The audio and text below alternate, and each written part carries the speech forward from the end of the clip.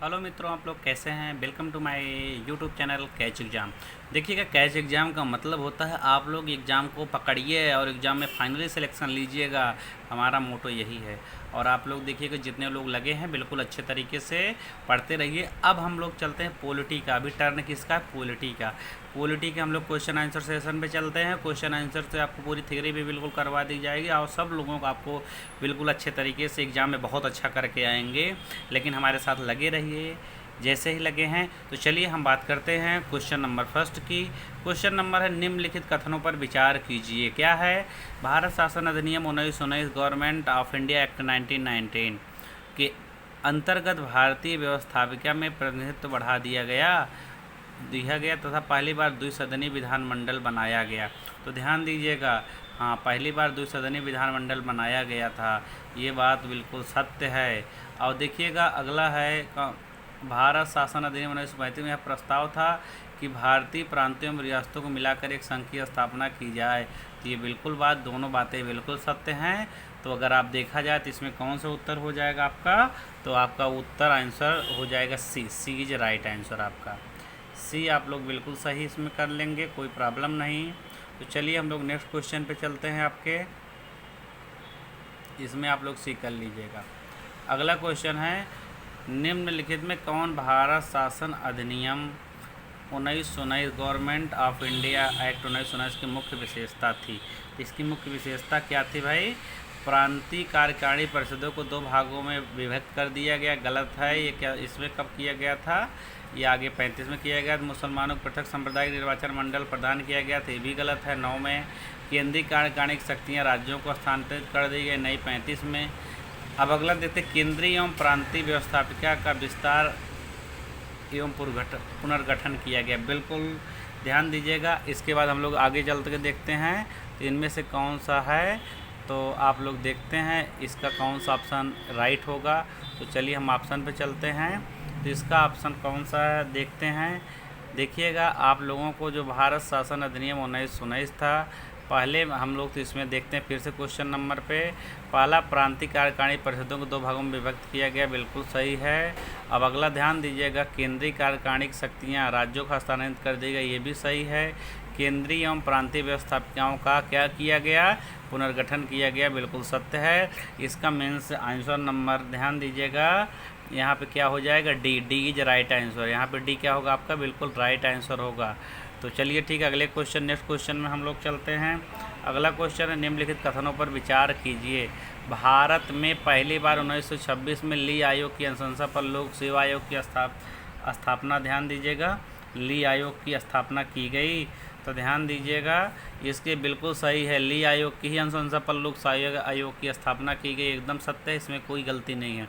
अगला है, दूसरा है, तो भारत शासन अधिनियम 1935 में संघीय एवं प्रांतीय दोनों स्तरों पर लोक सेवा आयोग की स्थापना का प्रावधान किया गया। जी, जो आपका यूपीपीएससी हो गया, संघ लोक सेवा आयोग, इसी में प्रावधान था, बिल्कुल सत्य है। इसका मतलब दोनों भी, इसका सी इज राइट आंसर, आपका सी बिल्कुल सत्य आंसर है। चलिए हम अगले क्वेश्चन चलते हैं।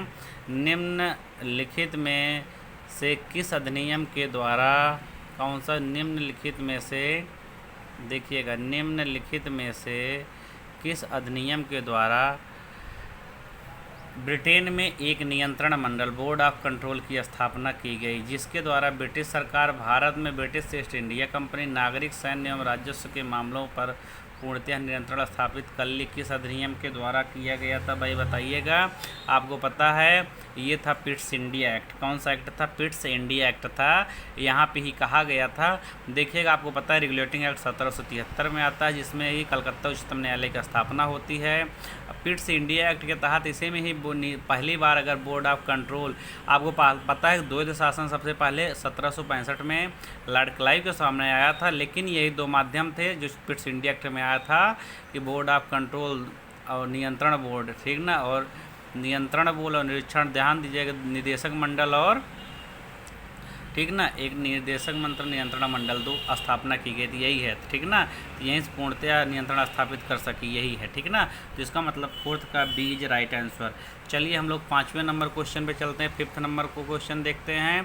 तो इसकी क्या खासियत है, देखिएगा, सूची 1 को सूची 2 से सम्मिलित कीजिएगा। तो सूची 1 है, ध्यान दीजिएगा, इसमें आप लोगों को जानना है भारत शासन अधिनियम, और देखिए भारतीय परिषद अधिनियम 1909 है, और भारत शासन अधिनियम 1919 है, भारत शासन अधिनियम 1858 है। तो चलिए हम लोग चलते हैं।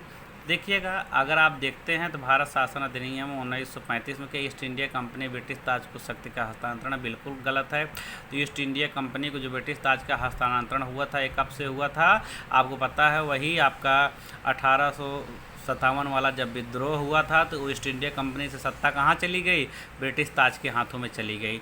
इसका मतलब आपका इसमें हो जाएगा भारत शासन अधिनियम 1858 से ईस्ट इंडिया कंपनी ब्रिटिश ताज को जाएगा, ठीक ना। इसका मतलब डी का पहला हो जाएगा। डी का पहला किस, ध्यान दीजिएगा, तो आपका ये है। अगला है, भारत को औपनिवेशिक राज्य का दर्जा कब से मिलता है। भारत को औपनिवेशिक, ध्यान दीजिएगा, आपका इधर देखते हैं हम, अगला देखते हैं। भारतीय परिषद अधिनियम 1909 में क्या किया गया था। भारतीय परिषद अधिनियम 1909 की खास बात सही है, इसी में मुसलमानों के लिए पृथक निर्वाचन मंडल की व्यवस्था की गई थी पहली बार, ठीक ना। इसको हम लोग और किसके नाम से जानते हैं, बताइए भाई, मार्ले मिंटो रिफॉर्म के भी नाम से जानते हैं, आपका मार्ले मिंटो रिफॉर्म है। अब एक्चुअली में देखिए भारतीय देखिए शासन अधिनियम 1919 क्या खासियत रही है, इसमें रहा है राज्यों में द्वैध शासन का शुभारंभ यहीं से स्टार्ट हुआ। राज्यों में द्वैध शासन का शुभारंभ क्या हुआ, भारत शासन अधिनियम 1919 से। अब देखिए भारत शासन अधिनियम 1935 की हम बात करते हैं, तो भारत शासन प्रांतीय स्वायत्तता का शुभारंभ यहीं से हुआ, प्रांतों को स्वायत्त कर दिया गया था। इसका मतलब इसमें से कौन सा ऑप्शन बिल्कुल राइट है, बी इज राइट आंसर। इसका मतलब पहले का क्या हो जाएगा, प्रांतीय, देखिएगा भारत शासन अधिनियम 1935 में प्रांतों को स्वायत्तता प्रदान की गई, पहले का क्या हो जाएगा, थर्ड हो जाएगा, देख लीजिए ये हो गया। दूसरा है आपका है भारतीय परिषद अधिनियम 1919, इसका खासियत मुसलमानों के लिए पृथक निर्वाचन की, ये बिल्कुल इसका हो जाएगा, ये इसका मतलब ये सही है। भारत शासन अधिनियम 1919, देखिए 1919 का क्या कह रहा है, तो राज्य देखिएगा में द्वैध शासन का शुभारंभ यहीं से, बिल्कुल सत्य है। सी का फोर्थ है, एंड डी का देखिए भारत शासन अधिनियम 1858 ईस्ट इंडिया कंपनी से ब्रिटिश ताज को यहीं से, क्योंकि 57 वाला विद्रोह हो गया तो यहाँ से वायसराय अब आने लगेंगे गवर्नर जनरल की जगह, ठीक है। तो चलिए इसका बीज राइट आंसर। अगले क्वेश्चन पर हम लोग चलते हैं। निम्नलिखित में से किस अधिनियम के द्वारा प्रांतों में आंशिक उत्तरदायी सरकार की स्थापना की गई। कौन सा अधिनियम था जिससे प्रांतों में आंशिक उत्तरदायी सरकार की, आपको पता है आंशिक उत्तरदायी सबसे पहली बार जब शुरुआत की गई थी भारत शासन अधिनियम 1919 के तहत ही आंशिक उत्तरदायी सरकार की स्थापना की गई थी। तो चलिए हम लोग नेक्स्ट पे चलते हैं। योग्यता के आधार पर, अगला है योग्यता के आधार पर भर्ती का विचार सर्वप्रथम किसमें व्यक्त किया गया था। योग्यता के आधार पर कौन सा आयोग था कि जो योग्य होगा उसी को ही भर्ती में लिया जाएगा या उसी को नौकरी दी जाएगी। तो हम मैकाले की जो समिति थी, संस्कृत थी, यही है, ठीक ना। भारत में अगला क्वेश्चन है, भारत में ब्रिटिश शासन की अवधि में बनाए गए निम्न अधिनियमों से किसे निक्षेपण अधिनियम के नाम से जाना। निक्षेपण अधिनियम होता है, रेवोल्यूशन रूल्स कौन सा है, निक्षेपण अधिनियम के कौन से जाना जाता है, भारत शासन अधिनियम 1919 को ही क्या बोला जाता है, निक्षेपण अधिनियम। निक्षेपण अधिनियम किसे बोला जाता है, भारत शासन अधिनियम 1919 को। अगला क्वेश्चन की तरफ हम लोग बढ़ते हैं। देखिए निम्नलिखित युग्मों से कौन सही सुमेलित है, कौन सा सही सुमेलित है, कौन सा गलत है। तो ध्यान दीजिएगा, भारतीय परिषद अधिनियम 1852 में निर्वाचन का सिद्धांत यही सही है, ध्यान दीजिएगा, बाकी और सारे गलत हैं, ठीक ना। तो इसका मतलब पहला ही आपका बिल्कुल राइट आंसर है और बाकी सब गलत हैं। तो चलिए हम लोग अगले क्वेश्चन की तरफ बढ़ते हैं। अगला क्वेश्चन है भारत शासन, अब देखते हैं हम लोग इसमें पढ़ते, कथन है और कारण है। भारत शासन अधिनियम 1935 द्वारा प्रांतीय स्वायत्तता का शुभारंभ हो जाने के उपरांत भी कुछ निश्चित विषयों में केंद्रीय सरकार का प्रांतों पर नियंत्रण बना रहा। तो चलिए देखते हैं, इसका ध्यान दीजिएगा, बिल्कुल सही। भारतीय शासन अधिनियम 1935 शुभारंभ होने के उपरांत भी कुछ विषयों पर केंद्रीय सरकार का प्रांतों पर नियंत्रण बना रहा, बिल्कुल सत्य बात है। प्रांतों में गवर्नर कुछ मामलों में गवर्नर जनरल के नियंत्रण एवं दिशा निर्देशों के अनुरूप स्वविवेक से कार्य कर सकता थे, बिल्कुल सत्य है। तथा इसके लिए उसके मंत्रिपरिषद के परामर्श की आवश्यकता नहीं था। इसका मतलब A option is right answer. A तथा आर दोनों सत्य हैं तथा आर की सही व्याख्या कर रहा है। चलिए अगला क्वेश्चन चलते हैं। भारत शासन अधिनियम 1935 द्वारा स्थापित संघ में अवशिष्ट शक्तियाँ किसमें निहित थी? भारत शासन में अवशिष्ट शक्तियाँ किसमें निहित थी बताइएगा आप लोग। बहुत महत्वपूर्ण क्वेश्चन है। गवर्नर जनरल में अवशिष्ट शक्तियाँ किसके पास थी? गवर्नर जनरल में। सीज राइट आंसर, इसका सीज राइट आंसर। अवशिष्ट शक्तियाँ देखिएगा रिस्पॉन्सिबल, ठीक ना, रेडियोसरी पावर रिस्पॉन्सिबल गवर्नमेंट किसमें थी? मेन गवर्नर जनरल में थी। अगला क्वेश्चन है निम्नलिखित एक सूची को दो से कौन सा उसका सही उत्तर का इसमें चयन करना। भारत शासन अधिनियम 1858 का क्या कहा जाता है? आप लोग इसको देख लीजिएगा, इसके बाद पढ़िएगा, ध्यान दीजिएगा। हम लोग इसमें देखिएगा नीचे दिए गए भारत प्रांतों में देशी अखिल भारतीय भारत के सचिव की नियुक्ति। भारत के लिए भारत सचिव की नियुक्ति बिल्कुल सही है। पहला क्या होगा? भारत सचिव की नियुक्ति पहली बार यहीं से की जाती है, क्योंकि यहीं से ही द्वैध शासन की समाप्ति करके एक भारत सचिव के पद का नया सृजन किया गया था। एक्चुअली में ये देख लीजिए कि पहला बार भारत शासन अधिनियम से भारत सचिव के पद का देखिए यहाँ पे आपको वो दिया है। यहाँ से हम लोग बिल्कुल मिलान करते हैं आप लोगों का क्वेश्चन नंबर 12 का। इसका मतलब आपका पहले का क्या हो गया है? दूसरा हो गया है। अब भारतीय परिषद अधिनियम 1861 की क्या खास बात रही है? भारतीय परिषद अधिनियम 1861 की खास बात क्या रही है भाई बताइएगा। आप लोग देखिए, इसको भी देखते रहिए, उसको भी देखते रहिएगा। इसका खास बात व्यवस्थापकीय का निक्षेपण एवं प्रतिनिधित्व का शुभारंभ यहीं से चालू हुआ था, यहाँ से। अब अगला हम देखते हैं मार्ले के भारतीय परिषद अधिनियम 1919 की क्या खास बात रही है? भारतीय परिषद अधिनियम 1919 की क्या खास बात रही है बताइए भाई। भारतीय परिषद अधिनियम 1909 को क्या कहा? 1909 को मार्लियामेंटो रिफॉर्म कहा जाता है। बिल्कुल सही है। मार्लियामेंटो रिफॉर्म किससे कहा जाता है? 1909 को। ये तो आप लोग बिल्कुल क्लियर हो गया है। और अगला है आपका, तो ध्यान दीजिएगा, भारत शासन अधिनियम 19 प्रांतों में द्वि सदनी व्यवस्था। तो इसका मतलब आपका इसका आप अगर हम मिलाते हैं तो चारों में कौन सा ऑप्शन सही हो रहा है? तो आप लोग इसको अच्छे तरीके से देखते रहिएगा। क्वेश्चन नंबर 12 का इसका देखते हैं हम लोग कौन सा क्वेश्चन आता है, सबको उसके अकॉर्डिंग मिलाते हैं। तो ध्यान दीजिएगा, उसके अनुसार इसका जो है आप लोग देखते हैं। पहले को उसमें दूसरा था, हाँ ठीक है, बी का तीसरा था, पाँचवा, इसका मतलब बी इज राइट आंसर। चलिए अगले क्वेश्चन पे हम लोग नेक्स्ट क्वेश्चन करते हैं। भारत शासन अधिनियम मुख्यतः किस पर आधारित था? 1919 किस क्या कहा जाता था? मार्लियामेंटो सुधार कहा जाता था, या मांटेगू। देखिए 1909 को मार्लियामेंटो सुधार कहा जाता था। 1919 को क्या कहा जाता था? मांटेगू चेम्सफोर्ड। 1919 को क्या कहा जाता था? मांटेगू चेम्सफोर्ड सुधार है। तो यही है, ठीक ना। तो चलिए अब अगला है, निम्नलिखित में किस अधिनियम के द्वारा अंग्रेजों ने भारत में पहली बार, क्या है भाई, किस अधिनियम के द्वारा अंग्रेजों ने किस भारत में पहली बार सांप्रदायिक निर्वाचन व्यवस्था की शुरुआत की है? कई बार क्वेश्चन रिपीट कर दिए। भारत शासन अधिनियम 1909 में पहली बार यही हुआ है जहाँ से निर्वाचन सांप्रदायिक यहाँ पर मुस्लिमों के लिए किया था। अगला है 15 है, भारत शासन अधिनियम 1935 की मुख्य विशेषता क्या थी? भारत शासन अधिनियम 1935 की मुख्य विशेषता क्या थी? तो इसके बारे में हम लोग पढ़ते हैं। भारत में परिषदों का उन्मूलन किया गया, बिल्कुल सही है। तो ध्यान दीजिएगा। अगला है केंद्र में द्विसदनी व्यवस्था, क्या बिल्कुल सही है। राज्यों में द्विसदनी व्यवस्था का उन्मूलन, बिल्कुल हटा के इसको राज्य से हटा कहाँ कर दिया गया? केंद्र में। संघीय न्यायालय का स्थापना, बिल्कुल सही है। इसका मतलब डी इज राइट आंसर। इसके सारे ऑप्शन सही है, 1 2 3 4 बिल्कुल सभी सत्य हैं। तो चलिए अगला क्वेश्चन हम लोग चलते हैं। क्वेश्चन नंबर 16 की हम बात करते हैं। क्वेश्चन नंबर 16 में आपका क्या बात कहा गया? निम्न सूची 1 का सूची 2 से मिलान करना है। तो सूची 1 का सूची 2 से मिलान करने पे क्या है, इसमें हम लोग देखते हैं, ध्यान दीजिएगा। सरकार की संघीय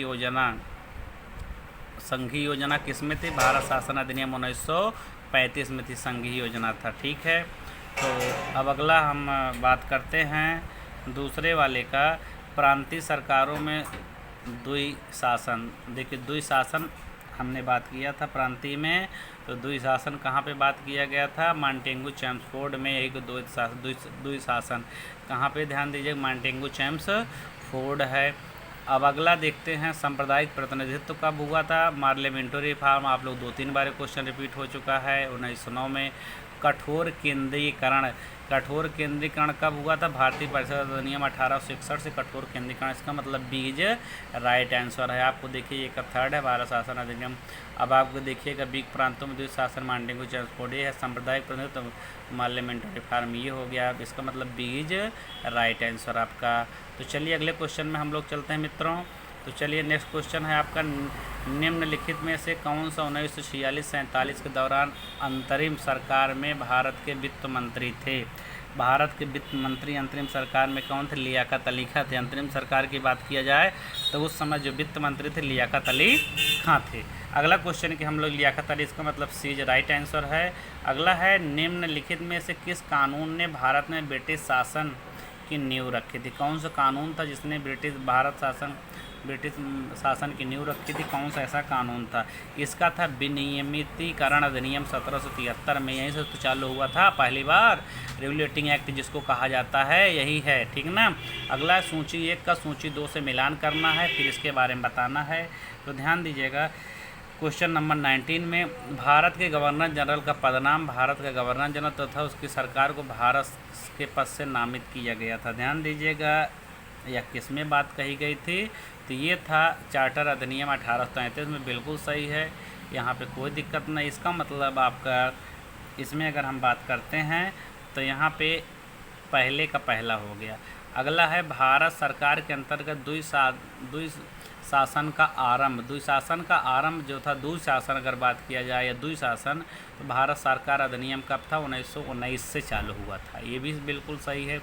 अब अगला बात करते हैं, अगला है आपका भारतीय, देखिए अखिल भारतीय परिसंघ तथा प्रांतीय स्वायत्तता, तो ये कब से चालू हुई थी। भारत सरकार अधिनियम 1935, अखिल भारतीय संघ की वजह से बात हुई। अखिल भारतीय जहाँ आ जाए तो 1935 आप आंख बंद करके मारिएगा। भारत सरकार का नियंत्रण ईस्ट इंडिया कंपनी से ब्रिटिश सम्राट को कब हस्तांतरित हुआ था। आपको पता है वही 1857 का विद्रोह होता है, तो उसके बाद कब चालू हो जाएगा, 1858 में। इसका मतलब सी इज राइट आंसर। इसका सी क्या होगा, बिल्कुल राइट आंसर होगा। हम लोग अगले क्वेश्चन पे चलते हैं। निम्नलिखित में भारत के प्रथम कानून मंत्री कौन थे। भारत के प्रथम कानून मंत्री, इसको कई लोग गलत करते हैं, तो कौन, डॉक्टर BR अम्बेडकर। पहले कानून मंत्री कौन थे, डॉक्टर BR अम्बेडकर। अगला है, देखिए सी इज राइट आंसर है। अगला है, भारत में ब्रिटिश शासन के संबंध में भारतीय कानूनी आयोग का लोकप्रिय क्या नाम था। कानूनी आयोग का लोकप्रिय नाम क्या था। कानूनी आयोग का लोकप्रिय नाम था साइमन कमीशन। इसी को गो बैक साइमन कमीशन, जिसमें लाठीचार्ज हुई थी, तो ठीक ना, लाला लाजपत राय की इसी में मृत्यु हो गई थी। गो बैक साइमन गो, ठीक ना, कैन साइमन गो, इसके खिलाफ मुंबई में और पंजाब में नारे लगाए गए थे। तो नेक्स्ट क्वेश्चन पे हम लोग बात करते हैं, भारत में ब्रिटिश शासन के दौरान गवर्नर जनरल की काउंसिल के वित्त सदस्य के रूप में कौन नियुक्त किया गया था। तो कौन नियुक्त किया गया था, सत्येंद्र सिन्हा। याद रखिए, बहुत महत्वपूर्ण क्वेश्चन है। तो चलिए आज के लिए हमारा पॉलिटी का ये पहला सेशन था, और ये आप लोग इस क्वेश्चन को अच्छे तरीके से करके और इसको आप लोग सॉल्व करते रहे अपनी कॉपी पे, चाहे तो नोट्स भी बनाते रहिएगा। और देखिएगा चाहे पेट UP SSC UP PCS तक कि किसी भी एग्ज़ाम में पॉलिटी से आपका एक भी क्वेश्चन नहीं गलत होगा। देखिएगा हमारे चैनल को आप लोग ज़्यादा से ज़्यादा लाइक और सब्सक्राइब करिएगा, और हम आपको लगातार इसी कंटिन्यू तरीके से चलते रहेंगे। अगर हमारा आप सारा का सारा जितना भी हम अपलोड कर रहे हैं यूट्यूब पे वीडियो, अगर आप लोग देख लेंगे तो इससे बाहर कोई क्वेश्चन नहीं आएगा। हम लोड करेंगे, आप एग्ज़ाम के बाद देख लीजिएगा। पेट में तो पूरा 50/50 आपका आए फंसेगा, ठीक ना। तो ये हमारी कड़ी थी पॉलिटी की। Thank you.